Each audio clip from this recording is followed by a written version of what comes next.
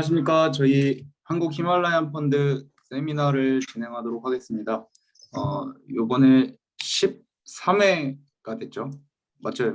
네. 그래서 13번째 세미나를 진행을 하게 됐습니다. 이번 세미나의 주제는 최근 들어 이제 관심이 많아지기 시작한 스키와 관련된 주제인데요. 고산에서의 스키 등반 그리고 우리나라에서의 스키 등반 대상지 이런 주제를 가지고 세미나를 진행하도록 하겠습니다. 발표자는 두 분 모셨고요. 귀한 시간 내주신 두 분 소개를 드리도록 하겠습니다. 먼저 발표해 주실 분은 전 대한산악스키협회 교육기술 이사를 맡으셨었고 현재 노무법인 나무공인 노무사 업무를 보고 계시면서 화이트 스페이스라는 산악스키 동호회 대표로 계시는 강정국 선생님, 그리고 다른 한 분은 전 대한산악스키협회 경기이사이자 코스 디렉터이셨고요. 현재는 극지연구소의 안전팀의 악틱 팀의 리더로 근무하고 계시는 정만 선배님이십니다.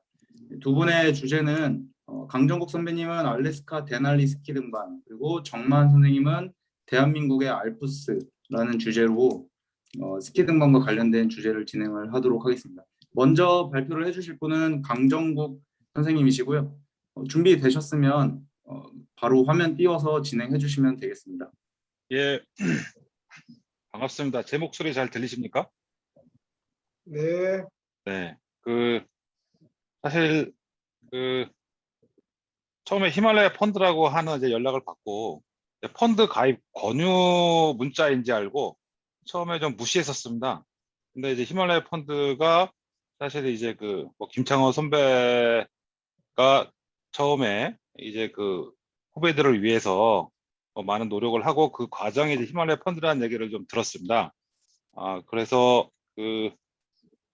오늘 교육 발표를 준비하게 됐는데 사실 스키 등반을 설명드리기에 앞서 사실 여기 뭐 쟁쟁한 분들이 많이 계시는데 사실 스키라고 하는 것도 등반의 한 부류다라고 하는 기본적인 전제가 깔려 있는 상태에서 좀 발표하고 여러분들이 좀 이해를 해주고 시작하는 게 좀 나을 것 같아서 거기부터 시작을 좀 하겠습니다. 페이지 하나 넘겨주시겠어요?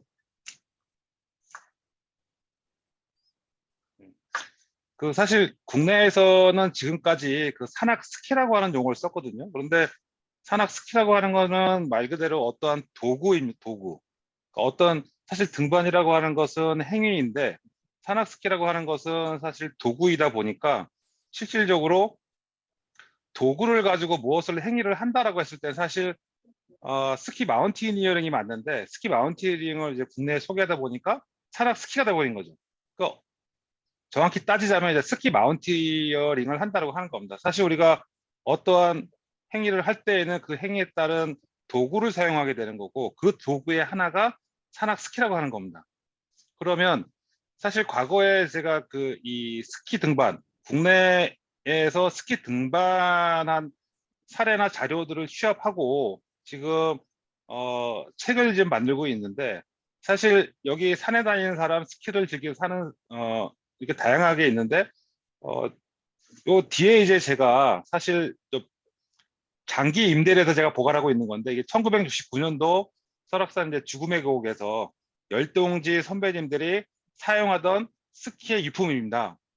그렇게 사실 스키라고 하는 것은 과거에 등반하는 사람에게 겨울철 등반의 한 도구로서 활용되었던 건데 지금은 이제 사실 이렇게 분리된 거잖아요. 스키는 스키고 산은 산인 거죠. 저 또한 2000년대 초반에 스키를 배우러 다닐 때 선배들은 스키는 등반의 악이다라고 사실 할 정도로까지 스키를 이제 터부시했었는데 지금의 이제 젊은 친구들은 또 그런 인식이 많이 바뀌어서 스키를 입문하는 거죠. 그래서 그 스키를 이용한 다양한 이제 등반들이 나오는 거고요. 그래서 다음 페이지 넘겨주십시오. 이건 제가 임의로 분류한 겁니다. 사실 산악 스키라고 하는 도구를 놓고 볼 때 여기 나와 있는 것처럼 뭐 스키 러닝, 그러니까 말 그대로 이제 산악 스키 대회용이고요.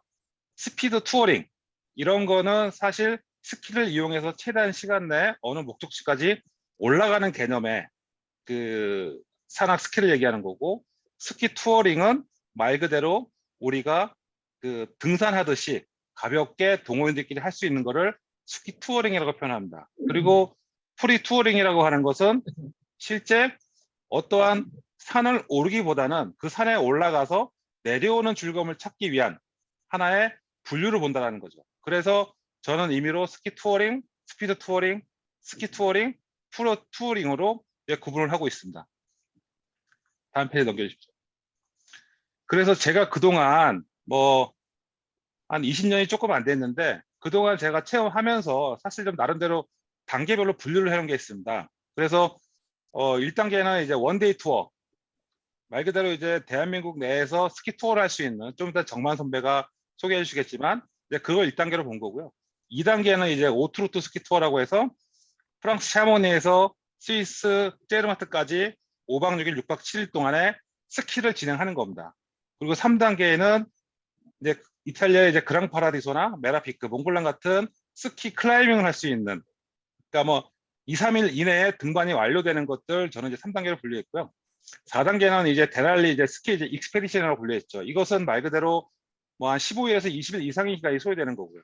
다음으로는 고도를 좀 더 올려서 이제 마나술루 같은, 아직 국내에 있는 마나술루 스키로 올라간 사례는 없지만 베이스 캠프나 아니면 캠프1이나 캠프2에서 스키를 이용해서 즐겼다라고 하는 기록은 자료에 많이 나와 있습니다. 그렇게 해서 제가 나름대로 1단계에서 5단계까지 분류를 한번 해봤습니다. 다음 페이지 넘겨주십시오. 사실 제가 데날리를 처음 등반한 건 2006년이고, 그리고 2011년, 15년, 17년, 그리고 이제 내년에 한 번 더 예정인데, 사실 여기에 나와 있는 이제 패널로 있는 최성문 씨 같은 경우, 아니면 그 안종능하고 그때 이제 헌터벽 등반할 때 저도 그 시기에 이제 데날리에 있었다는 거죠. 그래서 그 갔다 온 얘기들 좀 많이 들었는데, 그래서 데날리는 사실 어떻게 보면 그 내가 동계 등반을 할 수 있는 종합적인 행위를 할 수 있는 곳이 난 데날리다. 그래서 다른 곳과 다르게 데날리를 여러 차례 갔다 왔고, 그럼에도 불구하고 한 번 더 가고 싶다라고 하는 것을 한번 담아봤습니다. 다음 페이지 넘겨주십시오. 사실 여기 데날리에 보면 지금 실선으로 표시되어 있는 것이 이제 웨스트 버트레스 루트입니다. 그래서 2130, 2400, 2900 나와 있죠. 그리고 산 정상부 외쪽에 보면 웨스트 립이 있고 캐시니치가 있습니다.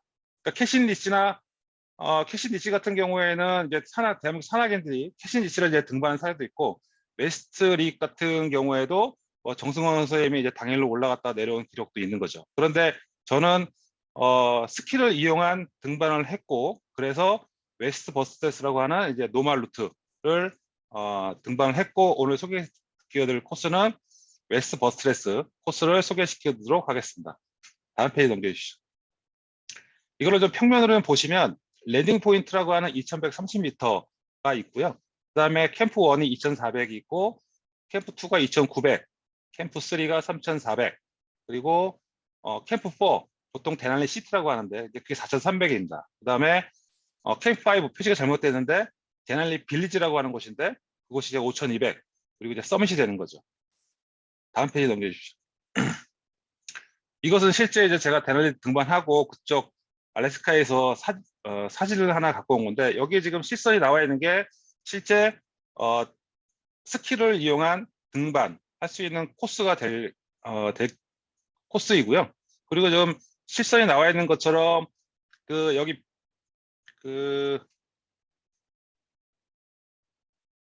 다음 페이지 넘겨주십시오. 제가 이거 포인트가 없으니까 제가 못해요. 다음 페이지 넘겨주십시오. 사실 데날리 스키 등반을 하면서 저도 이제 과거에 한국산악회 등산학교를 나왔지만, 실질적으로 데날리 스키 등반을 위해서는 기본적으로 이러한 경험들이 있어야 된다고 하는 겁니다. 그래서 동계 등반 유 경험자이야 하고, 또 스키 알퍼라고 하는데 보통 스키 알피니스트, 그래서 이탈리아 사람들은 스키 알퍼라고 하는 표현을 쓰더라고요. 그 다음에 봄날의 스키어, 사실 이 부분이 가장 큰 차이가 있는데, 우리가 일반적으로 국내 스키장에서 타는 사람들은 설지를 되게 우선시하거든요. 그런데 그게 봄이 되면 습설이 되고 눈이 푹 빠지는 눈입니다. 그런데 산악 스키를 즐기는 사람들 입장에서는 그런 악조건의 설질에서도 스키를 탈 수 있는 능력이 있어야 되는 거죠. 그리고 네 번째로 중요한 것은 20일 이상의 휴가를 낼 수 있는 사람이어야 된다는 겁니다.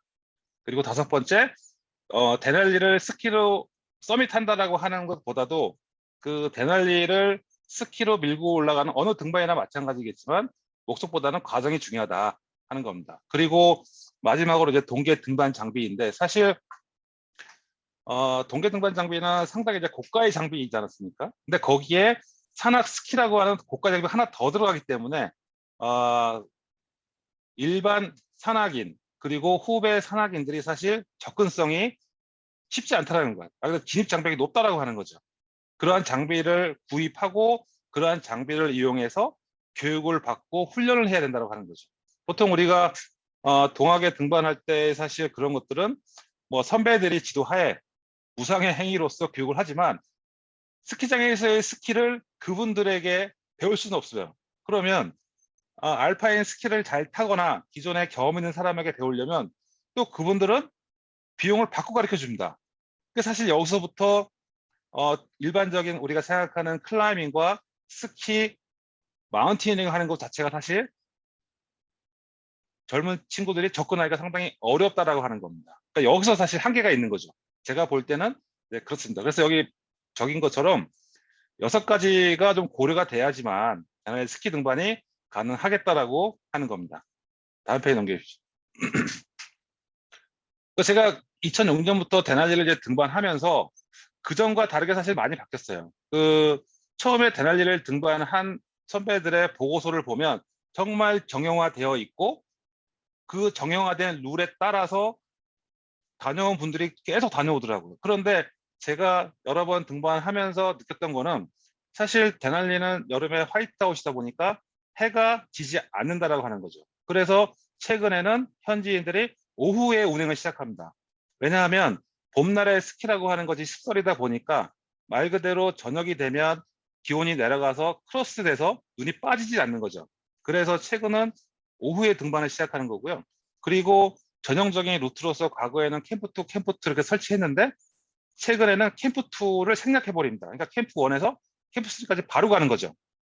그러니까 사실 그래서 제가 5년 전에 갔다 올 때 캠프2 사이트가 없어졌어요. 왜냐하면 물어봤더니 캠프2를 최근에 안 친다고 하더라고요. 그리고 세 번째로 스키를 등반 도구로 인식해야 된다는 거죠. 말 그대로 스키를 이용해서 정상을 가는 게 목적인 거냐 아니면 내가 만년설 빙하 위를 좀 더 효율적인 등반 도구로서 스키를 인식하고 그 스키를 이용해서 좀 더 빠르게 다음 사이트까지 갈 수 있는 어떠한 과정으로 인식하느냐의 문제가 중요하고요. 그리고 등반 장비의 이제 경량화라고 하는 거죠. 그리고 다섯 번째 이제 극지법 등반을 이제 지향입니다. 이게 잘못 쓴 것 같은데 사실 히말라야 다르게 알래스카 같은 경우는 내가 다 짊어지고 가야 되는 입장이다 보니까 사실 그 무거운 짐을 한 번에 올리기는 어렵다라고 하는 거죠. 그래서 일정 부분의 식량과 장비를 다음 사이트에 올려놓고 내려와서 다시 올라가는 겁니다. 그때에 스키를 이용해서 다음 사이트까지 장비를 올려놓고 내려올 때 상당히 효율적인 등반 수단으로서 스키가 이용된다라고 하는 겁니다. 그런 의미에서 사실 데날리가 어떻게 보면 극시법 등반에 훈련하기 위한 최적의 장소이면서 스키를 이용한다라면 좀 더 안전하고 빠르게 리턴해서 돌아올 수 있다고 하는 겁니다. 그런 의미에서 사실 데날리가 주는 스키 등반의 의미는 저한테는 상당히 의미가 있다고 하는 거죠. 다음 페이지 넘겨주시겠습니까? 이거는 이제 그 탈키티나 빙하라고 해서 사실 그 탈키티나라고 하는 마을에서 이 베이스 캠프에 도착하기 위해서는 경비회를 타고 이 캠프에 들어올 수가 있습니다. 그래서 1시간 정도 소요돼서 이 경비행기를 타고 탈키티나 베이스 캠프에 들어오고 거의 대부분의 사람들이 이쪽으로 다 들어오는 거죠. 다음 페이지 넘겨주시죠. 이것은 식량을 워낙 많은 등반대가 들어오다 보니까 타키티나에 있는 레인저 사무소에서 그 등반대에 따라서 이렇게 표지를 만들어 줍니다. 그래서 이 표지를 가지고 내가 식량을 키핑하거나 디포짓 시킬 때 이 표지기를 묻어서 다음에 내가 내려와서 아니면 눈이 많이 왔을 때 내 장비를 찾기 위해서 이렇게 표지기를 묻어놓은 곳에다가 이렇게 꽂아 놓는 겁니다. 다음 페이지 넘겨주십시오. 이처럼 사실 그 썰매라고 하는 곳에다가 장비와 그리고 배낭에 상당히 두 개 합치면 한 45kg에서 50kg 되는데 저 장비를 이용해서 이제 그 만년설 빙하 위에 저렇게 운행을 하는 거죠. 그런데 저 스키가 없다라면 저 눈에 빠지고 체력적인 소모도 크고 시간도 많이 소요될 수밖에 없다라고 하는 겁니다. 그래서 대부분의 한국 등반대는 스노우 슈즈를 이용하는 거죠. 왜냐하면 스키라고 하는 것에 대해서 저 스키 부츠가 저 영하 40도까지 떨어지는 저 혹한의 알래스카에서 견딜 수 있을 것인가에 대한 의문도 있는 거죠. 그러다 제가 다년간의 경험을 통해서 산악 스키 부츠는 과거에 우리 코플라치 빙벽화처럼 보온성도 어느 정도 유지되면서 방수도 되고 그리고 운행하는 데 있어서 전혀 어려움이 없다라고 하는 겁니다. 다음 페이지 넘겨주십시오. 이것은 이제 그 캠프 사이트를 우리가 구축할 때마다 이렇게 스노우 블럭으로 해서 텐트를 보호하고 바람으로부터 막아주는 거죠. 그래서 사실 저 스노우 블럭을 쌓을 수 있는 곳이 실질적으로 실전으로 활용할 수 있는 곳이 저는 데날리다. 왜냐하면 히말라야 등반을 하더라도 사실 저렇게 스노우 블럭을 쌓아서 할 수 있는 시간도 없고 그렇고 저렇게 할 수 있는 평지도 아니기 때문에 저러한 실전 그 경험을 할 수 있는 곳은 데날리의 사이트다 하는 겁니다. 그래서 최근에는 좀 더 사람들이 일찍 도착해서 그 전날에 당일에 출발하고 난 비어있는 사이트 그리고 스노우블럭이 좀 더 견고하게 되어 있는 사이트를 차지하기 위해서 경쟁을 하기도 합니다. 왜냐하면 다음 사이트에 먼저 가서 저 빈 사이트를 내가 차지해야지만 좀 더 저 스노우블럭을 쌓을 수 있는 힘을 절약할 수 있기 때문에 또 그러한 눈치들을 보고 있더라고요. 그래서 그것은 뭐 경우에 따라 다르겠지만 또 이제 그렇게 캠프 사이트를 구축하기도 한다라고 하는 겁니다. 여기 보는 것처럼 현지인들은 스키가 데날리를 이용해서 일상화되어 있다라고 하는 겁니다. 다음 페이지 넘겨주십시오. 뭐 이거는 말 그대로 이제 그 빙하 눈을 녹여서 이렇게 이제 식수나 이제 공급받는 거고요. 다음 페이지 넘겨주십시오. 이것은 이제 그 헤드월입니다. 헤드월. 그 사실 그 캠프 4에서 캠프 5로 가기 위한 지금 보이는 저 설면을 올라가야 되는데 실제 사진이 좀 누워 있는 것 같지만 사실 상당히 좀 그 가파르고 저 헤드월을 넘어가야 되는 거고 사실 저기서부터 어떻게 보면 등반이 시작한다라고 사실 좀 보면 될 것 같습니다. 다음 페이지 넘겨주십시오. 이게 헤드월 정상입니다.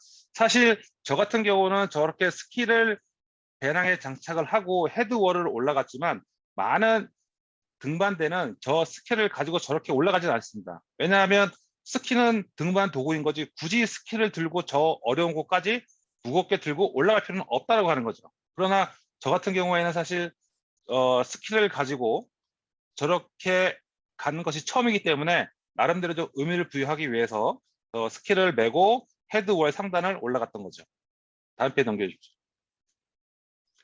헤드월을 넘어서 이제 보통 이제 라이프 리치라고 하는데 캠프 4라고 하는 데날리 시티에서 캠프 4로 가기 위해 5로 가기 위해서는 저렇게 헤드월을 넘어서 라이프 리치 구간을 통과해야 됩니다.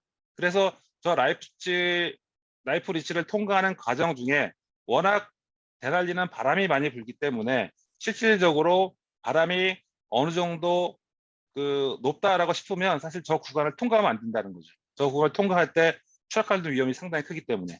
다음 넘겨주십시오.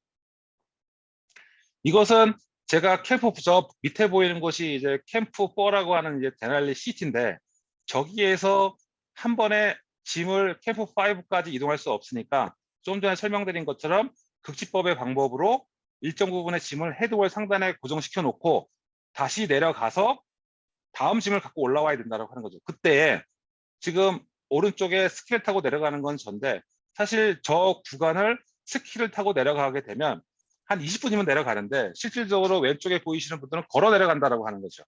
한 3시간, 4시간 걸린다고 하는 거예요.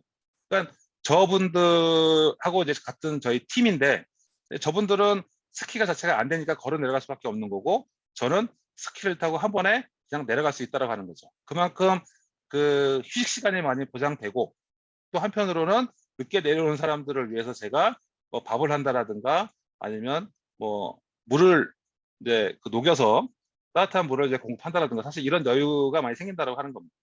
다음 페이지 넘겨주십시오. 이것도 마찬가지인 거죠. 사실 날씨가 좋지 않거나 고소 적응을 해야 될 때에는 무료하게 캠프에서 쉬는 것이 아니라 주변에 낮은 산에 스키를 이용해서 오르고 거기에서 자연 스키장이 돼버리는 거니까 실제 저렇게 스키를 타고 놀 수가 있다라고 하는 겁니다. 저것도 사실 어떻게 보면 데날리 스키 등반이 주는 하나의 매력이라고 하는 겁니다. 다음 페이지 넘겨주십시오. 이거는 이제 크레바스에 이제 제가 빠진 겁니다. 5년 전에.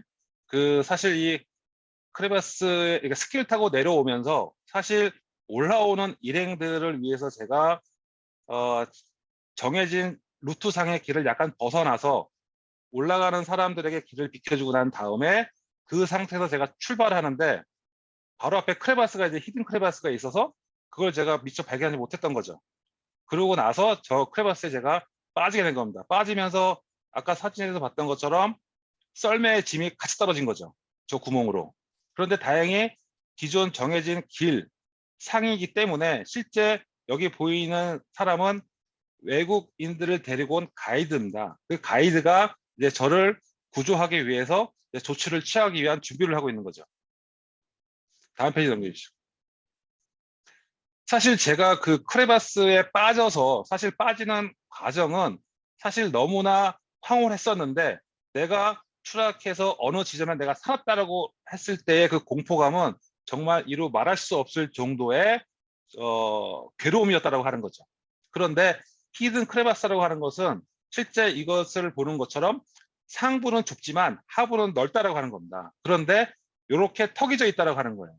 그래서 히든 크레바스에 빠지게 되면 사실 죽지 않을 확률이 좀 더 높다라고 하는 거예요. 저런 테라스에 걸치기 때문에. 그렇기 때문에 사실 저기에서 내가 혼자서 올라온다? 저는 상상을 못 하겠더라고요. 그러면서 한편으로는 과거에 본 버티컬 리미트라고 한 영화를 보면 사망한 사람의 혈액을 채취해서 위로 뽑아가지고 나의 위치를 알려주는데 사실 저는 그럴 수 없다 보니까 그 당시에 저는 이제 그 흡연을 하고 있었는데 담배를 펴서 담배 연기로 위로 올려보내면 사람들이 그 연기를 보고 내가 여기 있는 걸 위치를 알 수 있지 않을까? 사실 다양한 생각들이 들더라고요. 그러면서 한편으로는 내가 여기서 크레바스에 빠져나가서 담배를 피면 저 사람들이 싸가지 없다고 볼지 않을까? 사실 다양한 생각들이 교차했었어요. 그래서 결국은 담배를 피지 않고 사실 계속해서 소리만 지른 거죠. 다음 페이지 넘겨주십시오. 이렇게 많은 사람들이 사실 저를 구조한다라고 로프를 설치하고 여기 썰매를 설치해서 눈이 계속 깎여 들어가지 않게 구조물을 설치해서 구조하는 장면입니다. 여기에 스키를 신는 분들은 저와 같이 등반을 했었던 선배님들이고요. 다음 페이지 넘겨주십시오. 이렇게 제가 그 크레바스에서 그 많은 사람들이 저를 끌어올리는데 사실 제가 허리가 지금 골절이 돼서 좋지 않은데 그 추락하면서의 허리를 다친 것보다도 저 많은 사람들이 저를 일시에 당기면서 사실 그때 충격이 더 컸었던 것 같아요, 허리가. 왜냐하면 그 사람, 많은 사람이 당기니까 제가 체중이 많이 나감에도 불구하고 한 번에 그냥 올라오더라고요. 다음 페이지 넘겨주세요. 그러니까 구조된 상태에서 헬기가 와야 되는데 날씨가 좋지 않다 보니까 제가 갖고 있던 침낭을 이용해서 저를 보온을 해주고 저렇게 하루를 대기했던 겁니다. 다음 페이지 넘겨주시죠. 다음날 이제 이렇게 헬기가 와서 저를 구조해서 탈키치나 아까 그 등반을 시작하는 경뱅이를 탔던 지점까지 다시 이제 이동을 하는 겁니다. 다음 페이지 넘겨주시죠. 사실 이 사진은 어떻게 보면 이제 치욕스럽기는 하지만 사실 제가 허리가 골절된 상태에서 그 탈키치나 그 와실라라고 하는 곳에 이제 병원에 입원했었던 겁니다. 또 사실 그 허리가 골절돼서 저렇게 병원에 입원해 있는데 사실 그때 이제 같이 함께했던 이제 대원들이 많이 위로도 해주고 해서 다행히 큰 부상 없이 이제 한국으로 돌아올 수 있게 됐던 겁니다. 다음 페이지 넘겨주시죠. 네, 여기까지가 끝입니다.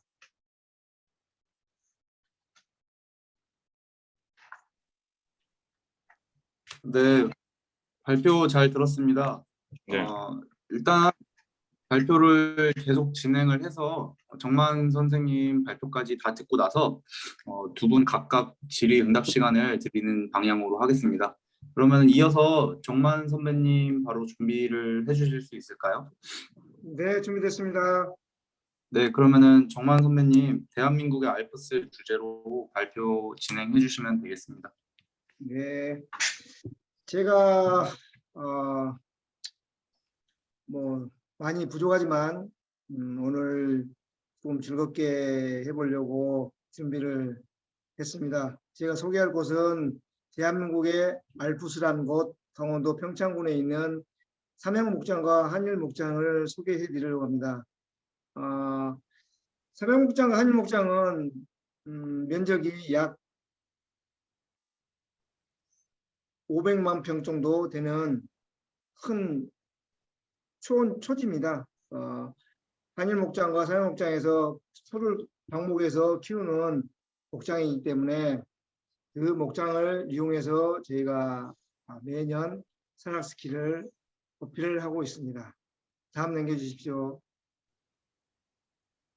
제가 이 히말라야 펀드에 초대돼서 제가 과연 우리나라가 매년 그 눈 내리는 적설량이 매년 조금씩 줄어들더라고요. 그래서 강원도 강릉에 있는 기상청에 연락을 해서 제가 자료를 한번 수집해 봤습니다. 근데 2019년하고 2020년, 21년, 22년 매년마다 적설량이 많이 줄어들고 있더라고요. 19년과 21년에는 겨울 시즌에 11월부터 4월까지가 31.3cm가 왔는데 2021년부터 2022년 4월까지는 5.3cm가 왔어요. 그래서 굉장히 온난화가 심각하게 이루어지고 있구나라는 생각이 많이 들더라고요. 다음 페이지요. 그래서 제가 또 한번 여쭤봤어요. 평균 온도는 어느 정도 되는지 여쭤봤더니 최저 영하가 13도에서 마이너스 8도까지 떨어진다라고 얘기를 하더라고요. 그래서 여기 화면을 보시면 아시겠지만 2021년부터 12월부터 2022년 3월까지 기온을 측정해 본 결과 영하 13도에서 영하 1도까지 떨어지는 그런 날씨가 자주 있었다고 합니다. 그래서 정말 제가 그 북극을 남극을 다니면서 온난화라는 것을 조금은 체험을 해봤지만 정말 이게 우리나라까지 이렇게 그 온난화라는 현실이 가면 갈수록 빠르게 진행되고 있구나라는 것을 더 절실하게 느끼게 되더라고요. 다음 페이지 넘겨주십시오. 또 하나 그 주목할 거는 제가 2017년도에 오대산 진고개에서 대관령 산악목장까지 산악스키를 가지고 저희 산악회 형님들과 투어를 한 적이 있어요. 그 길이가 무려 한 25.8km 정도가 되더라고요. 근데 제가 해외 등반이라든가 외국이라든가 그렇게 많이 스키 등반을 많이 안 가봤지만 정말 우리나라에서 이렇게 스키 투어를 할 수 있고 정말 아름다운 곳이 있다는 것을 저는 처음 느꼈어요. 그때. 아마 지금 여기에 들어오신 분들 중에도 삼양목장이나 한일목장을 가보신 분은 있겠지만 저처럼 오대산 진고개에서 대관령 구휴게소까지 스키를 투어해서 가보신 분은 아마 없을 거라고 생각이 들어요. 다만 그 구간이 지금 휴식 면제로 들어가지 못하게 통제가 돼 있어서 못 가는데 아마 올 겨울에 돌아오면 적설량을 봐서 창항리에서 시작해 가지고 소왕병선을 통해 삼양목장과 한일목장을 지나 대관령, 구휴게소까지 한번 산악스키로 투어를 한번 해보십시오. 아마 1박 2일은 조기 걸릴 겁니다. 다음 페이지 넘겨주십시오. 여기는 용평 발왕산에 위치하고 있는 용평 스키장입니다. 저희 산악스키 하는 분들의 산악스키 메카라고도 할 수 있는데 보통 저희가 주말에면 보통 40에서 많게는 한 60분 정도가 매일 새벽에 찬바람을 맞으며 어필을 하고 있는데 보통 우리가 그 새벽에 어필할 때 보면 그 어필하신 분들이 자세라든가 뭐 이런 것들이 잘못된 부분이 되게 많더라고요. 근데 그런 자세들을 교정을 하고 교육을 받고 산악스키를 어필하면 좋을 텐데 그러지 않고 그냥 무작정 산악회 선배 그럼 지인을 통해서 같이 어필하다 보니까 어필하는 자세라든가 장비를 다루는 것들이 굉장히 미수관절이 많더라고요. 그래서 자꾸 시간이 흘러서 12월 달에 봤을 때나 2월 달에 봤을 때나 그 행위가 점점점 몸에 배어가지고 더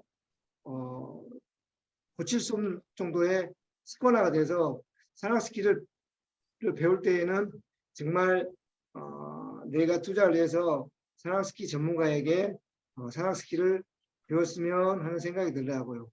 또 하나 이 용평 발왕산이 좋은 점이 뭐냐면 지금 현재 그 저희가 매 주말에 발왕산을 어필할 때 보통 저희가 가는 코스가 레인보우 차도를 보통 스키로 등반을 하거든요. 그러면 그 거리가 보통 5km 정도 되는데 최근 들어 다시 용평에서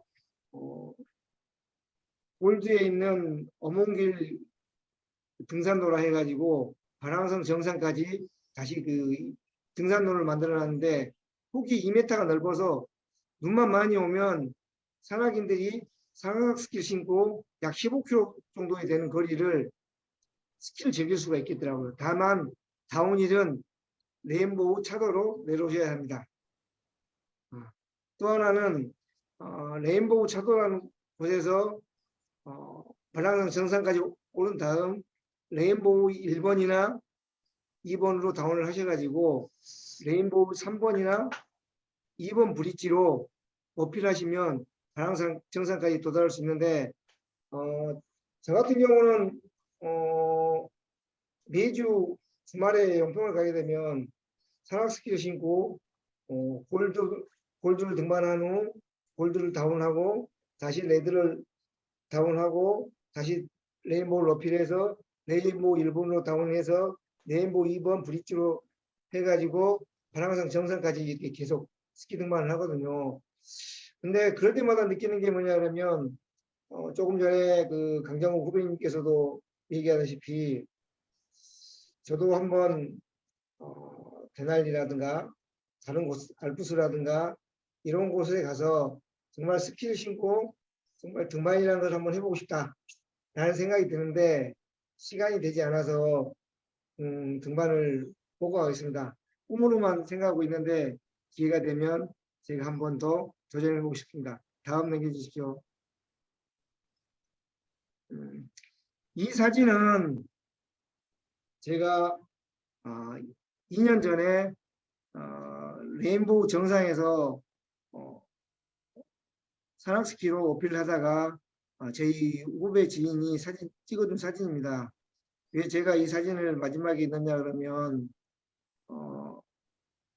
너무 태양이 찬란하게 멋지게 뜬 모습을 보니까 내 마음이 벅차고 정말 내가 산악스키를 잘했다는 생각이 들어서 지금 여기에 몇 분이 들어오신지 모르겠지만 들어오신 분들한테 정말 산악스키를 한번 배워서 도전해 봤으면 좋겠다는 생각 때문에 이 사진을 올렸습니다. 마지막으로 제가 이런 자리를 많이 못 써봤기 때문에 말 주변이 되게 없는 것 같아요. 그렇지만 부족하지만 조금 덜 양해하시고 지금까지 들어주셔서 감사합니다. 용평에 오시면 꼭 찾아주십시오. 저는 말보다는 행동으로 더 잘하는 사람이기 때문에 행동으로 산악 스킬을 가르쳐 드릴 수 있겠습니다. 감사합니다.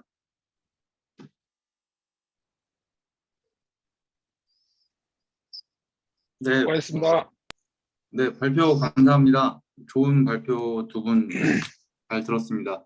우선은 아까 먼저 발표를 해주셨던 강정국 선생님께 질의응답을 하는 시간을 갖도록 하겠습니다. 강정국 선생님이 해주신 주제는 알래스카 데날리 스키 등반이고요. 관련해서 질문해 주실 것들이 있다면 자유롭게 말씀을 해주시면 감사하겠습니다. 네, 질문을 좀 드리겠습니다.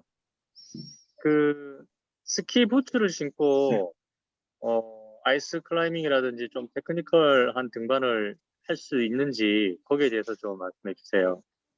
그 사실 그 과거의 스키 부츠는 단순히 그 발목을 움직이는 것에 국한이 되다 보니까 사실 버클 형태로 많이 되어 있었어요. 그런데 최근에 이제 아까 산악 스키를 분류할 때 스피드 투어링이라고 하는 두 번째 파트를 보면 사실 최근에 나온 부츠는 이제 보아 시스템으로 되어 있고 실제 발목을 스트랩으로 고정할 수 있는 장치들이 되어 있습니다. 그렇다 보니까 실제 어떠한 그 난이도가 정교한 아이스 클라이밍이 필요한 것 같은 경우에는 일정 부분 한계가 있지만 그 정도 수준이 아니라면 충분히 아이스 클라이밍이 가능하고 실제 판대에서 산악스키 부츠를 신고 100m 빙폭을 오른 경험도 있고 뭐 제가 올랐다고 하는 건 아니고요. 그 다른 분들이 실제 그 산악스키를 배낭에 메고 스키 부츠를 신고 등반하는 사례들이 몇 차례 있습니다. 충분히 가능합니다. 안치홍님 후배님 같은 경우는 뭐 난이도 있는 그런 등반을 위해서 산악스키 부츠를 신는다. 사실 그것은 한번 판대에서 한번 체험을 한번 해보셔야 될 것 같아요. 그러면은 충분한 네. 네, 말씀하신 감사합니다. 그런 말씀하신 그런 종류의 스키 부츠, 그러니까 등반이 가능한 스키 부츠가 어떤 브랜드에서 주로 많이 나올까요? 우리 뭐 아니, 흔히 스카르파라든가 이런 브랜드들이 목소리가 있습니다. 끊겼는데 다시 그 질문이 말씀하신 뭐였죠? 등반이 가능한 스키 부츠가 네. 어떤 브랜드 또는 뭐 어떤 네. 모델들이 있는지 궁금합니다. 네. 그 스카르파에서 많이 나오고요. 네. 그 스카르파 브랜드 왜냐하면 사실 스카르파라고 하는 그 등산화나 아니면 클라이밍 슈즈나 만드는 곳에서 스키 부츠를 만들다 보니까 스키 부츠의 형태가 그러한 등반이나 어떤 행위를 위한 곳에 맞춰져서 스키 부츠가 만들어지는 거고 또 최근에 그 알파인 부츠만 만들던 곳에서도 이게 시장이 되다 보니까 스키 투어링 부츠가 나오는 거죠. 그런데 그런 브랜드 회사의 기본 베이스는 알파인 스키 부츠라고 하는 겁니다. 하다 보니까 실제 내가 어떤 등반이라고 하는 행위에 적합하지 않은 부분들이 있는 거죠. 그래서 뭐 스카르파나 아니면 라스포티바 같은 경우에는 등반에서 넘어온 거기 때문에 그런 부츠 모델 중에서 몇몇 모델들은 아이스 클라이밍이 충분히 가능하다라고 하는 것을 말씀드릴 수 있습니다. 저도 궁금한 게 아까 이제 데날리를 스키를 이용해서 등반을 해서 다녀오셨는데 네. 그때 사용하는 스키의 종류는 보통 제가 알고 있는 파우더 스키라고 하는 이런 넓은 형태의 스키인지 아니면은 뭐 좀 다른 형태의 스키들이 있는 건지 네. 마운티니어링을 위한 스키가 따로 있는지 궁금합니다. 보통 스키 마운티어링, 그러니까 파고더 스키는 아까 제가 설명드린 것처럼 이것은 산을 가기 목적보다도 산을 하나의 도구로 보고 그 산 위에서 내가 스키를 타고 내려가기 위한 초점에 맞춰진 거기 때문에 파우더 부츠는 전혀 맞지 않고요. 허리가 한 85에서 90 정도 되는 스키 마운티니어링 아니면 스키 투어링의 스키가 데날리 스키 등반할 때 가볍고 또 눈에 빠지지 않으면서 가장 효율적인 스키가 스키 투어링 스키다 스키라고 하는 거죠. 허리가 한 85 정도 되는 스키요. 네, 그 정도 스키가 가장 적당한 것 같더라고요.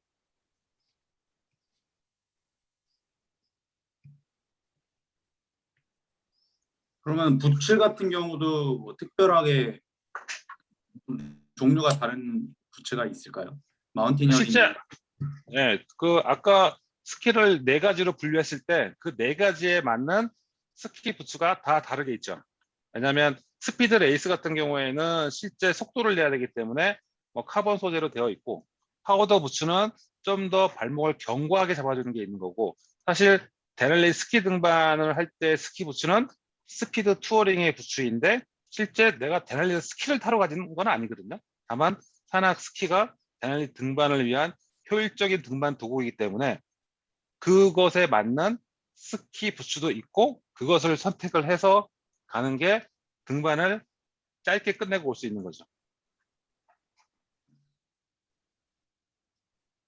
네, 선생님, 저도 아주 저 발표 감사합니다. 저도 질문이 있어서요. 네, 지금 그 부분을 계속 저 구분을 주셨잖아요. 그러니까 네, 등반을 하는데 그 하나의 방편으로서 스키를 사용한다. 네, 예, 국내에서도 그러면 등반을 하는 분들이 이제 스키를 네, 접하고 나서 이제 스키를 활용하는 그런 개념이네요. 이제 스키를 네, 먼저 타던 분들이 데날리로도 나가보자 뭐 이런 개념이 아니라. 네, 맞습니다. 네, 사실 그러면은 예, 음, 예. 말씀하세요.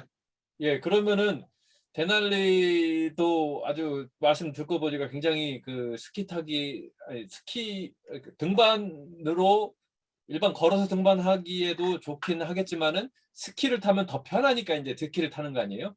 그러면 그렇죠. 이제 그런 식의 대상지가 아까도 몽블랑 말씀하시고 그 다음에 데날리고 그 다음 마나술로다 이렇게 간략하게 말씀해 주시는데 중간중간 다른 이렇게 우리나라에서 해외에는 네, 많겠지만은 우리나라에서 네. 우리나라 사람들이 그렇게 해외로 나갈 때 생각하는 대상지가 있나요?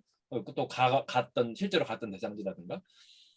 실제 대한민국의 산악인들이 외국에 스키 등반을 하러 간다고 하는 사람들은 사실 제가 과거에 그 한국 산악회에서 백두산 스키 등반을 하러 간다.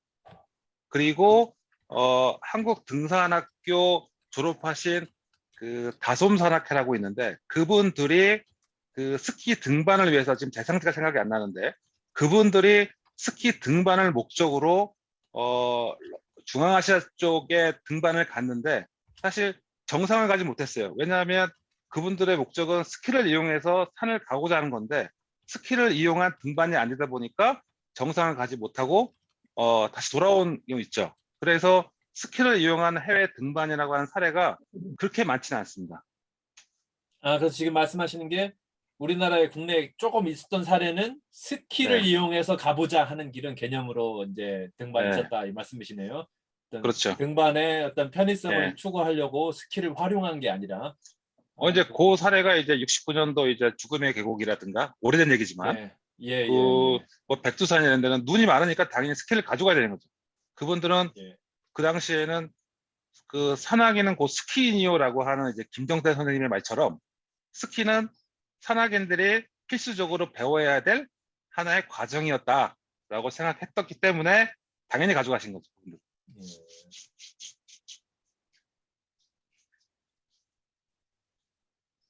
네, 그리고 질문 한 가지만 더 드리겠습니다. 네. 그 정만 선배님에게 좀 질문 드리고 싶은데요. 네. 그 아까 삼양 목장이랑 그 대관령 쪽으로 소개를 해주셨는데, 그쪽을 최장시간으로 최장거리로 만약에 스키로 투어를 할 경우에 한 어느 정도 거리가 나올지 좀 궁금하거든요. 뭐 왔던 길 네. 지나가지 않고 계속해서 이제 새로운 길로만 만약에 돈다고 한다면은 어느 정도 나올지요. 초지를 이용해서 돈다 그러면 그 거리가, 그러니까 안부를 통해서 대관령 목장을 통해 가지고 그 대관령 구 휴게소까지 간다 그러면 한 3, 4km 정도 나오고요. 창항리에서 소황병산을 통해서 창항리에서 철대고 소황병산을 통해서 등선을 타고 쭉 가다 보면 풍차가 있지 않습니까? 그 풍차가 서 있는 곳을 통해서 가다 보면 그 선자령을 지나 대관령 예수까지 가면 한 14km, 15km 정도 나올 거예요. 네. 근데 이제 그렇지 않고 내가 주 어필만 하지 않고 다운힐도 하고 어필도 하고 다운힐도 하고 어필도 한다 그러면 그 거리는 제가 봤을 때 최소 1박 2일에서 2박 3일을 해야 되지 않을까라는 생각이 듭니다. 네, 알겠습니다. 네.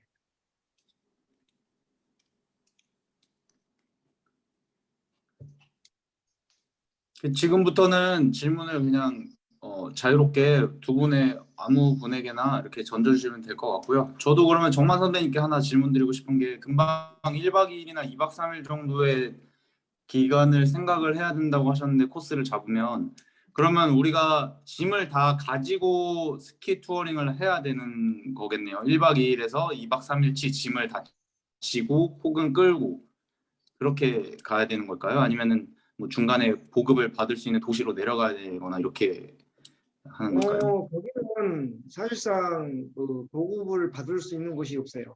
왜 그러냐면 그 제약이 있는 게 일단은 삼양목장과 한일목장이나 이런 데는 그 개인 사유지이기 때문에 어떻게 보면 허가를 받고 우리가 그 스키 등반을 해야 되는데 그렇지 않고 내가 어떤 목적을 두고 스키 등반을 하겠다면 본인이 배낭에다가 침낭이나 텐트를 넣고 최소한이 해서 등반을 해야만이 그 무거움을 가능할 거예요. 왜냐하면 워낙 또 눈도 많고 또 거기에서 스키를 신고 다운힐을 하고 다시 뭐 동해에 가서 어떤 물건을 사고 다시 온다는 것은 그 과정이 아마 더 힘들 거예요.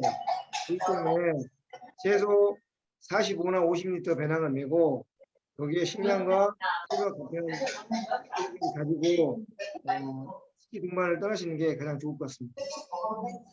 그래서 한번 뭐 외국을 가시기 전에 뭐 우리나라에도 굉장히 좋은 곳이 많거든요. 왜냐하면 제가 뭐 요거는 뭐 사담으로 말씀드리는 건데 실제로 그 삼양목장이나 한일목장을 투어를 하다 보면 폭설이 내렸을 때 가다 보면 그 고란이나 노루들이 그 폭설에 갇혀가지고 갈팡질팡하고 가지 못하고 갇혀 있는 적도 많이 봤거든요. 그럴 때 보면 아 정말 우리나라도 이렇게 겨울철에 눈이 정말 많이 오고 아름다운 뷰가 있는 곳이 있구나라는 것을 굉장히 많이 느꼈죠. 그 혹시 말씀하신 그런 루트를 우리가 쉽게 이제 뭐 지도라던가 자료로 볼 수 있는 어떤 공유할 수 있는 그런 자료가 있을까요? 그래서 지도만 보고 이렇게 트랙을 따라갈 수 있는 그런 종류의 자료들 그런 것들이 준비되어 있는 게 있을까요, 혹시? 저는 이제 제가 갖고 있는 것은 기록은 있습니다. 왜냐하면 제가 산악스키를 한 지가 97년도부터 96년 겨울부터 산악스키를 했기 때문에 92년도에 등산학교를 나와가지고 아까 전에 조금 전에 말했던 강정국 그 후배님께서 말씀했던 제 산악회가 다솜 산악회예요. 그래서 예전에 그 중앙아시아 칸텐그리랑 포베다 갔을 때 저희 산악회 형님들이 스키를 들고 간 적이 있어요. 근데 스키를 가지고 등반하지 못하고 그냥 짐으로만 갔다가 짐으로만 온 적이 있거든요. 근데 아마 가신다 그러면 제가 그 부분에 대해서는 공유해 드릴 수 있습니다. 아까 말씀하신 그 국내 이제 루트가 있잖아요. 네네. 그 뭐 삼양목장 어디를 통해서 어떻게 돌면 되는지 뭐 그런 트랙 같은 게 혹시 있을까요? 그런 거 있습니다. 그게 있기 때문에 제가 조금 전에 말씀했지만 만약에 가신다 그러면 저한테 전화를 주시거나 카톡 문자 남겨주시면 얼마든지 그를 공유해서 제가 정보를 제공할 수 있습니다. 다만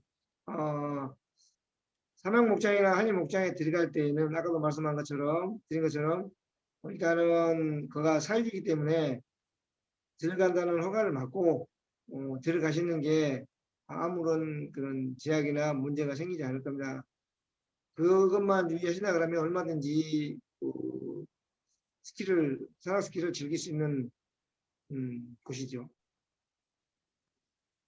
있습니다. 저 강정국 선생님 또 질문 있는데요. 그 대날리 또 계획하신다고 하셨잖아요, 내년에. 근데 또 그 다음 단계로 또 만화술로도 있다고 하셨고, 이렇게 더 큰 네. 산이나 뭐 히말라야 쪽에 네. 진출할 생각은 네. 없으신지. 그 뭐, 예. 사실 그 한스 커머란더가 그 마라술루 정상에서 그 스키를 두 손으로 들고 찍은 사진이 저는 너무나 그 감동적이었고, 저 모습을 나도 한번 연출해보고 싶다라고 하는 계획은 갖고 있고, 그래서 사실 아까 1단계부터 5단계를 명시했지만 사실 그것은 제가 지금까지 다녀왔고 가고 싶은 곳을 적은 거거든요. 그래서 내년에 이제 그 데날리나 아니면 사실 그 레닌봉이나 아니면 무스타르가타 같은 경우 또 사실 충분히 스키로 등반이 가능하고 또 스키로 다운힐이 가능한 이제 대상지여서 사실 그 부분을 갔다 와서 마나술로를 한번 스키로 한번 가고 싶다. 그리고 여건이 안 되면 그냥 마나술로 그냥 바로 갈 수도 있는 거고 해서 그런 나름대로 이제 뭐 계획은 있죠. 또 궁금한 게 있는데요. 이제 그런 좀 그 뭐 무즈타가트라든가 뭐 마나술은 네. 아니지만 국내에서 몇 번 시도도 하긴 했었잖아요, 스키 등반으로. 예, 근데 예, 예를 들어서 국내에는 시도를 거의 안 했지만 왜 서양에서는 많이 가는, 예를 들어서 캐나다의 무슨 뭐 예, 마운트 로건이라든가 아니면 뭐 네, 네, 중앙아시아 키르기스탄의 뭐 네, 이쪽에도 스키로 많이 가서 네, 막 네, 네, 베이스까지 찾아가는데도 한참 가야 되고 네, 하니까 뭐 네, 이런 식으로 좀 우리나라에서는 이제 기존의 히말라야 등반에 주로 초점이 맞춰져 네, 있었고 막 그러니까 네, 이게 주요 명산만 이렇게 찾아가는데 이제 좀 네, 그런 쪽에 관심이 네, 공정 선생님 포함해서 혹은 다른 분들이 이렇게 좀 네, 이렇게 네, 관심 대상지가 넓어지는 그런 건 없는지 궁금합니다. 네. 그 실제 그 외국의 자료를 수집하고 그 자료를 보면 실제 알려지지 않은 스키 등반 대상지가 이제 상당히 많이 있는데, 사실 제 입장에서는 저도 이제 나이가 50이 넘고 그리고 허리가 온전하지 않은 상태에서 실질적으로 과거부터 사실 꿈꿔왔던, 그리고 그리고 그 꿈꿔왔던 곳을 스키를 이용해서 가고자 하는 계획이 있는데, 말씀하신 것처럼 실제 그 많은 전 세계 대상지를 스키로 갈 수 있다고 하는 것은 사실 저 때에는 좀 불가능한 것 같아요. 만일 후배들이 사실 스키를 이용해서 어느 정도 테크닉이 올라오기까지에는 기타 다른 등반보다 상당한 시간이 많이 걸리고, 국내에서는 겨울이 짧기 때문에 사실 스키장에서 즐길 수 있고 트레이닝 할 수 있는 시간이 많이 없기 때문에 사실 트레이닝에 상당히 오래 걸린다는 거죠. 그러면 그 트레이닝을 거쳐서 그 스키를 이용해서 말씀하신 것처럼 좀 더 전 세계 다양한 대상지를 간다. 만약에 후배들이 그러한 계획이 있다거나 한다라면 사실 제가 산악스키에 입문하게 된 과정이나 지금 산악스키 장비를 취급하거나 이런 분들에서 제가 도움을 줄 수는 있죠. 그분들에게. 근데 사실 그런 것까지 제가 지금 하기에는 좀 늦지 않았나. 좀 이렇게 생각을 한번 해봅니다. 이 등반하는 분들에게 이 산악스키는 너무 생경한 것 같아요. 그렇지 않나요? 왜냐하면 사실 이 스키는 스키고 등반은 등반이지 어떻게 스키와 등반이 하나일 수가 있냐. 사실 이러한 생각들이 산악인들 사이에서는 많이 있는 게 또 사실이고. 근데 이제 해외 등반에 관심이 많은 사람들, 그러니까 그 동향을 좀 파악하고 있는 사람들한테는 외국인들은 네, 다 스키 타고 다닌다 이거를 이제 알거든요. 그래서 그게 네, 필요성이라든가 그리고 훨씬 쉽고 그게 더 네, 좋고 하는 것에 대한 네, 기본적으로는 공감대가 돼요. 근데 그걸 어떻게 네, 하면 좋을지 참 네, 그런 상황에 있는 거죠. 예를 들어 저로서는 그렇고 제가 아는 뭐 주변 사람들 그런 것 같고요. 네,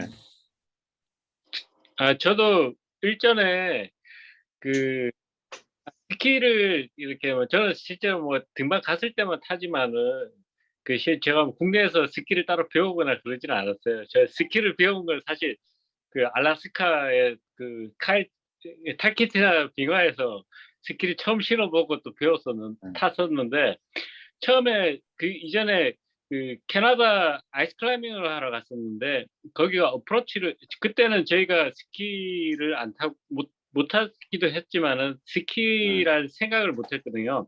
그때 이제 스노우 슈즈를 신고 한 2시간을 걸어 올라갔다가 등반이 끝나고 또 1시간 반을 걸어 내려오는데 그때 그 캐나다에 있는 로컬 친구들이 10분도 안 걸려서 쑥 내려오더라고요. 10분, 네. 15분? 그거 보면서 그 스킬은 이런 접근 그 등반에 필요한 꼭 그 해야 돼. 그러니까 뭐 대상기에 따라 다르지만은 그 필요성이 있겠다는 생각을 들었었거든요. 그리고 이제 알래스카를 가서 등반을 하는데 그때는 이제 스키를 가져갔었어요. 스키를 가져갔었고 등반 부츠를 사실 아까 전에도 뭐 우리 치영이도 얘기했는데 아이스 클라이밍용이랑 이제 그때 지금은 이제 스키 부츠가 그런 아이스 그 빙벽화랑 그런 거랑 비교했을 때 뭐 굉장히 잘 나왔다고 들었어요. 뭐 아크트릭스에서도 뭐 굉장히 좋은 제품을 만들고 한다고 했는데 저는 그때 어떻게 했었냐면요. 그 신발을 2개 가져갔었어요. 그 스키 어프로치 할 때는 그 헌터 같은 경우에는 뭐 베이스 캠프에서 1시간 반 정도면 충분히 뭐 짧게는 1시간이면 벽 밑에 도착하니까 멀지 않으니까 그러니까 뭐 그 무게나 이런 것들 별로 가벼웠으니까요. 그 어떻게 했냐면 스키를 실을 때 부츠를 하나 가져가고 빙벽화 부츠만 가져갔어요. 그 이너 부츠는 빙벽화 신는 이너 부츠를 스키 부츠에다 꽂아서 신으니까 또 되더라고요. 그래서 그렇게 신고 와서 등반하고 했었는데 사실 저 뭐 스키를 잘 못하니까 뭐 헌터 등반 끝나고 그 좀 가파른 내리막이 있는데 저는 스키 메고 걸어 내려서 거기 네. 못 타고 내려왔어. 네, 그 당시 스토리 제가 안종문 씨한테 자세하게 들었었고요. 특히 그때 헌터 국벽 등반하실 때. 네. 예. 그 사실 그 이 스키 등반이라고 하는 것이 어떻게 보면 이제 익스트림으로 갈 것이냐 아니면 사실 그 이제 보통 우리가 이제 샤모니를 가게 되면 아직 국내에 그 샤모니 아르장테르 빙하 옆에 이제 드로이테 북벽이 있는데 그 벽의 길이가 한 1000m는 안 되는데 사실 그 구간을 접근하거나 아니면 그 드로이트 북벽을 등반하고 나서 거기에서 사실 스키를 타고 사실 다운힐을 해서 내려와서의 어떤 그 즐거움은 사실 이로 말할 수가 없는 거죠. 그래서 그런 등반을 준비하고 있는 이제 국내 팀이 있다라고 하는 거는 제가 좀 알고 있습니다.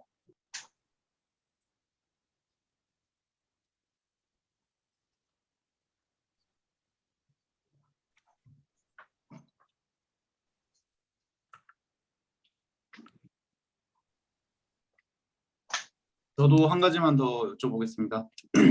정만 선배님한테 질문이 될 수도 있고 또 두 분 모두에게 될 수도 있을 것 같은데요. 두 분이 사실 뭐 저는 작년부터 산악 스키를 제대로 구비를 해서 시작을 했는데 기간이 뭐 거의 한 2~3달, 1달, 2달밖에 안 되다 보니 잘은 모르겠지만 작년에 해본 바로는 되게 많은 사람들이 진입을 하고 있는 것 같다는 생각이 들었는데요. 두 분이 어쨌든 제가 알고 있는 선에서 국내 산악 스키를 주도하시고 또 이 문화를 보급하시는데 되게 많이 힘쓰시는 분들로 알고 있습니다. 근데 제가 해본 바에 의하면 저 같은 경우는 거의 이제 리조트 내에서 산악 스키를 접하기 시작해서 지난 겨울 동안 계속 리조트 내에서만 이렇게 산악 스키를 탔었는데요.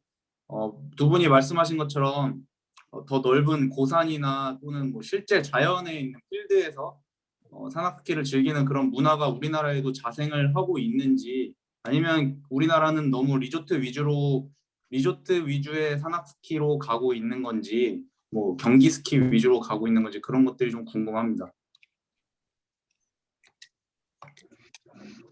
정만 선배 말씀하시죠. 네, 제가 말씀드릴게요. 일단은 우리나라는 아직 제가 처음에 발표할 때 얘기처럼 적설량이 적기 때문에 일단은 기존의 스키장을 이용할 수밖에 없어요. 그리고 또 하나 대부분 우리나라를 처음 스키를 신고 산악스키를 하신 분들이 보통 자기 주변의 산악계 형이나 지인이나 이런 분들한테 산악스키를 배우시더라고요. 그래서 아침에 저희가 운동을 하거나 뭐 이럴 때 보면 그 자세라든가 장비 다루는 법이 너무 천차만별이에요. 그래서 뭐 우리 그 강정훈 후배님도 있지만 이런 부분을 좀 우리가 개선을 해서 앞으로는 산악스키를 시작하신 분들한테 우리가 제대로 된 교육을 한번 시켜보자. 그런 생각을 갖고 아마 저도 마찬가지고 강정훈 후배님도 마찬가지고 그런 생각을 갖고 지금 산악스키에 열정을 두고 있는 것 같아요. 근데 조금 전에 전처럼 석지 후배님이 말한 것처럼 자연스를 즐길 수 있느냐 그 부분은 좀 어렵다고 생각하시면 돼요. 다만 내가 시간이 되고 여유가 있다 그러면 울릉도를 가시면 됩니다. 근데 울릉도를 가시려면 내가 다운힐 실력이 어느 정도 실력이 돼야만이 울릉도를 가시는 게 가장 좋을 것 같아요. 그렇지 않고서는 모르겠어요. 이제 뭐 동네 울릉도 뭐 나리분지라든가 그 주변에 알봉이라든가 이런 데를 투어를 한다 그러면 가능하겠지만 산악스키를 신고 성인봉을 등반하거나 뭐 성인봉에서 다운힐 할 때 그 테크닉과 기술을 가지고 있느냐 그 점이 굉장히 중요하거든요. 근데 대부분 알파인 스키를 많이 타신 분들도 마찬가지고 산악스키를 오래 했던 분들도 막상 그 울릉도에 가보면 다운힐이 안 되는 분도 많고 특히 어필이 안 되시는 분들이 되게 많더라고요. 왜냐하면 사면이 가파른 데에서는 지그재기 턴이라 해서 킥턴이라는 걸 해야 되는데 킥턴을 전혀 못 하신 분들이 많아요. 스키가 밀려서 뒤로 넘어지신 분, 옆으로 넘어지신 분 이런 분들이 많은데 그런 점들을 좀 많이 그 용평 스키장이나 일반 리조트에서 운동을 하시고 기술을 습득한 후에 가신다 그러면 우리나라도 울릉도쯤은 좋은 그런 눈 환경이 있기 때문에 가셔도 되는데 다만 그 우리나라 내륙 안에서는 그런 게 좀 힘들어요. 특히 이제 뭐 3월이나 2월 돼가지고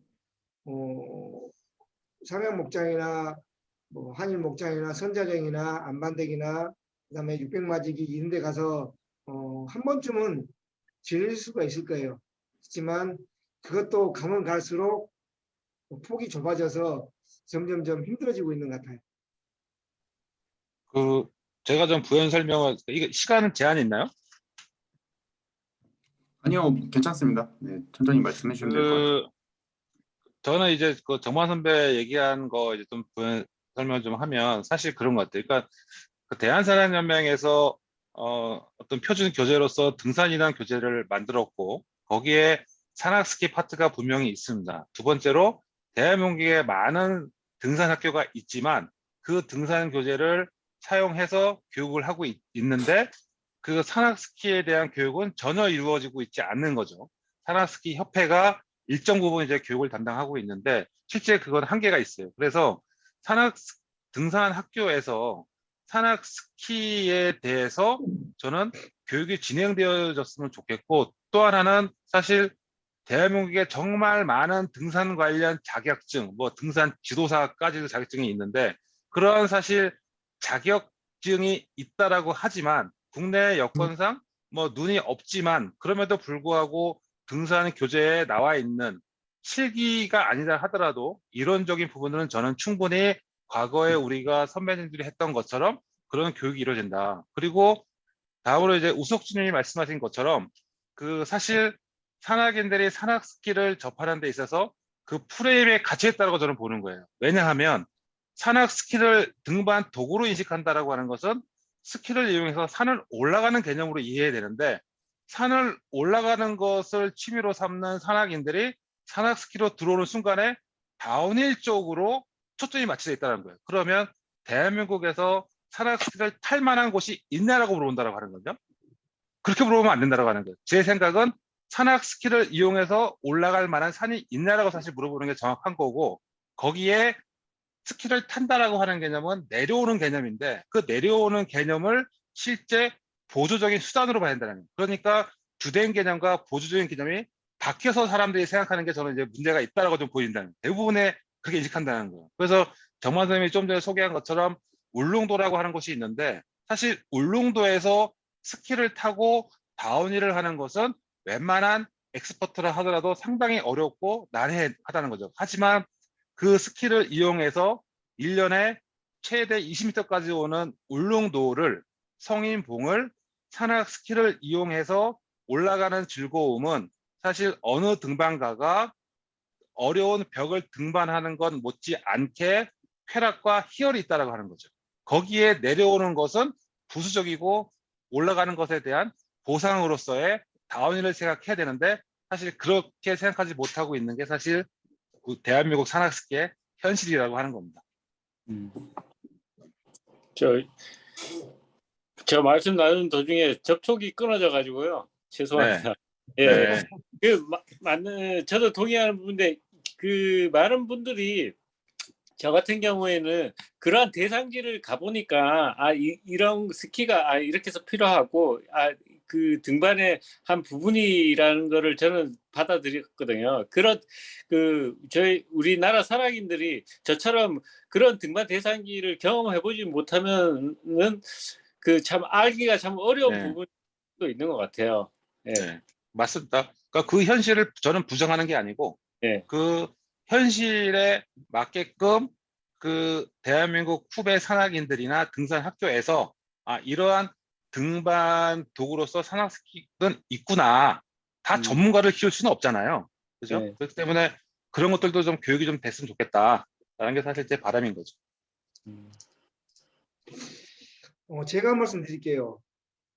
저는 산악스키 교육을, 그러면 산악스키 훈련을 꼭 겨울에만 해야 된다는 생각을 저는 갖고 있지 않거든요.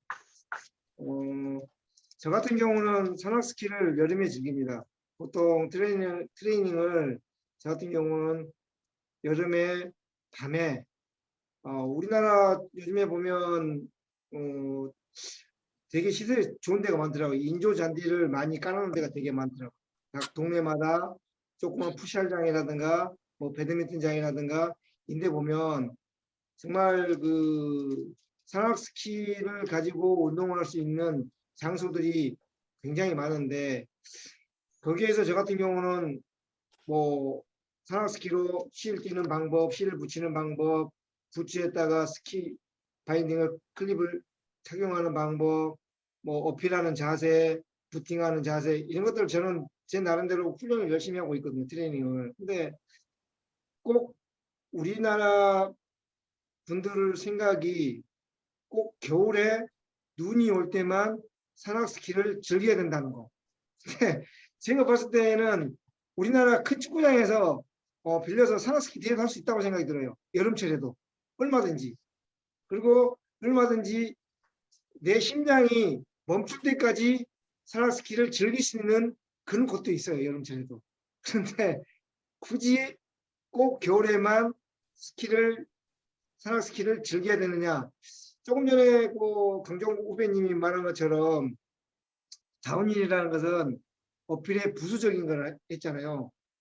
다만 여름철에는 다운힐이 안 되지만 어필에 대한 거에 대해서는 얼마든지 본인이, 또는 뭐 산악스키 협회라든가 등산학교에서도 얼마든지 산악스키 교육을 할 수 있다는 것. 그 점을 꼭 저는 말씀해 드리고 싶어요. 예, 아주 흥미롭고 아주 굉장히 좋은 말씀들이십니다. 근데 그 아까 강정국 선생님이 얘기하신 그 두 가지를 혼동하고 있다 하는 부분. 그래서 제가 그 대한산악연맹에 관련돼 있는데요. 대한산악연맹에 오지탐세대가 있잖아요. 청소년 대상으로. 근데 이번에 아이디어로 하나 나왔던 게, 한 팀은 오지탐세 여러 팀, 한 서너 팀 해서 이렇게 보내잖아요. 청소년들이나 뭐 대학생들. 한 팀은 산악스키를 해서 어디로 보내자. 중앙아시아니 어디니 뭐 이렇게 해서. 그렇게 뭐 다른 팀은 기존에 이제 기본 등반을 하고 한 팀은 산악 스키를 해서 보내자 이런 아이디어가 나왔어요. 왜냐하면 그 산악 스키가 지금 동계올림픽 정식 종목으로 됐기도 하니까 약간 일종의 기념하는 차원에서 더 그 세를 넓히자 하는 차원에서 이런 건 어떻게 생각하시나요? 지금 아까 말씀드린 것처럼 산악 스키를 이용해서 등반 도구로서 갖고 외국을 나간다라고 했을 때 사실 오지 탐사대 같은 경우에는 실제 뭐 봄에 모집을 해서 뭐 가을에 좀 나가고 있는데 실제 그러면 거기에 참가하는 대학생들이 사실 뭐 체대나 이런 데에서 알파인 스키를 경험했던 친구들이다라고 한다라면 그것은 맞지 않고요. 그 분들에게 그 산악 스키라고 하는 것을 그 대상지에 가서 스키를 타고 내려오는 것이 아니다라고 하는 것을 그분들에게 인식이 된다라면 실제 좀 전에 정만 선배가 수독되어 있는 다솜 산악회 얘기했던 것처럼 호베다나 캉텐그리에서 실제 그 스키를 이용한 등반을 하고 본인의 다운힐 실력이 안 된다고 한다라면 실제 그 스키를 과감하게 메고 내려올 수 있어야 되거든요. 왜냐하면 그 스키가 다운힐이 제대로 되지 않은 상태에서 무거운 배낭을 메고 스키를 타고 내려온다라고 하는 것은 여간에서는 쉽지 않거든요. 그래서 오지 탐사대에서 만약에 그런 계획을 한다라면 정만 선생님이 얘기했던 것처럼 인조 잔디나 이런 데에서도 실제 그 대한산악스키협회에 장비를 대여받아서 그걸 가지고 체험을 시키고 교육을 하는 거죠. 다운힐은 두 번째 문제인 거고요. 그런데 그 친구들이 만약에 거기 가서 다운힐을 하겠다가 욕심을 내게 되면 실제 발목이 골절되거나 아니면 부상을 입을 수 있기 때문에 사실 그런 부분들은 좀 조심을 해야 되죠. 좋은 아이디어 같지만 현실적으로는 좀 약간 좀 더 고민을 해봐야 된다. 저는 이제 그렇게 생각하고 있습니다.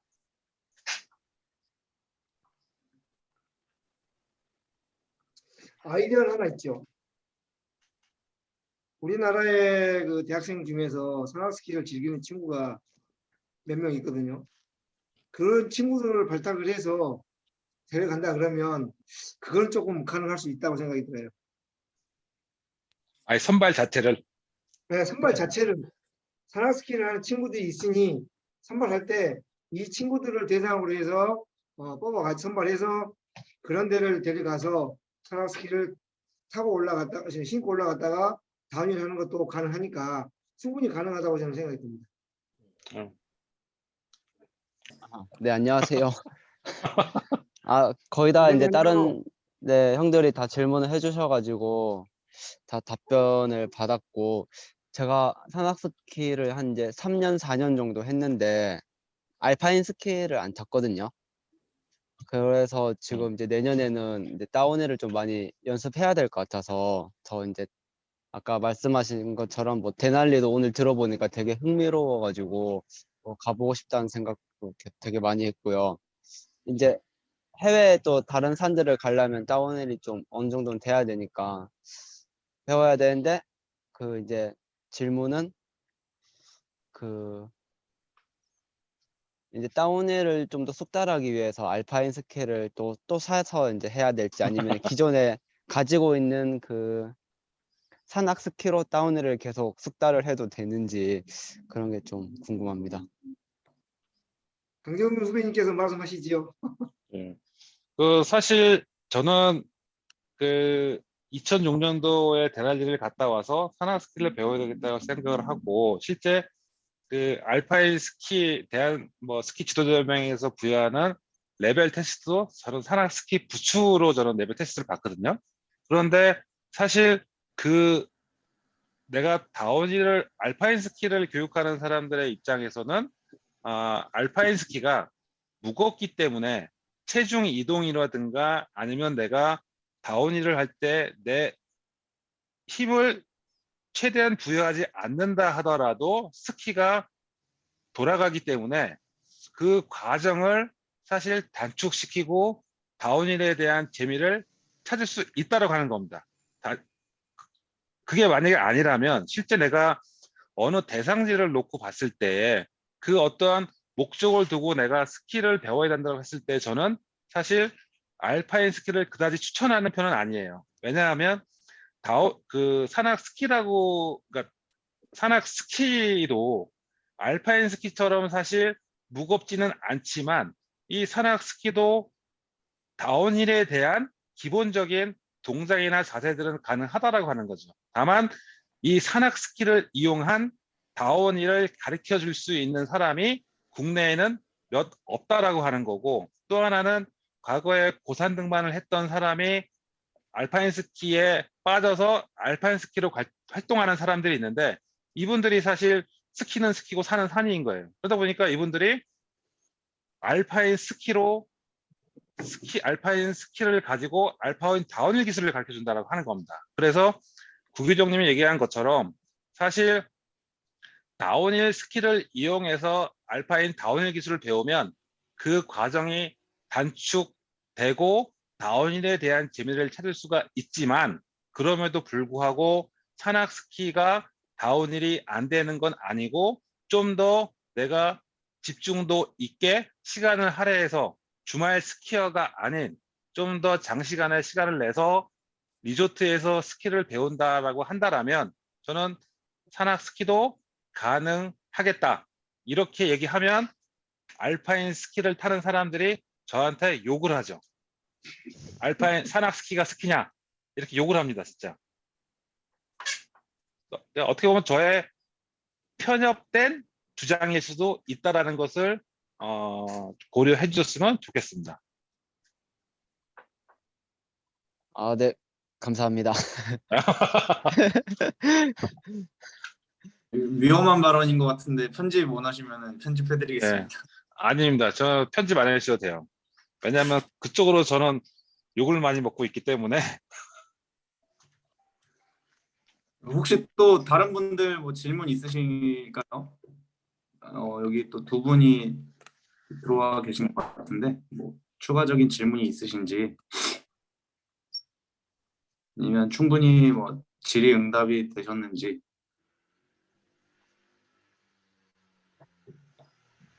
네, 그러면은 충분히 서로 대화를 하고 질의응답이 된 걸로 보고 세미나를 정리를 하겠습니다.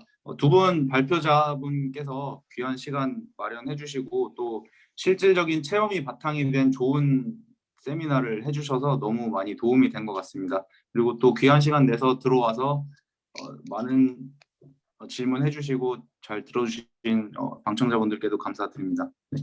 세미나는 여기서 마치도록 하고요. 방송도 녹화도 종료하도록 하겠습니다. 자유롭게 퇴장.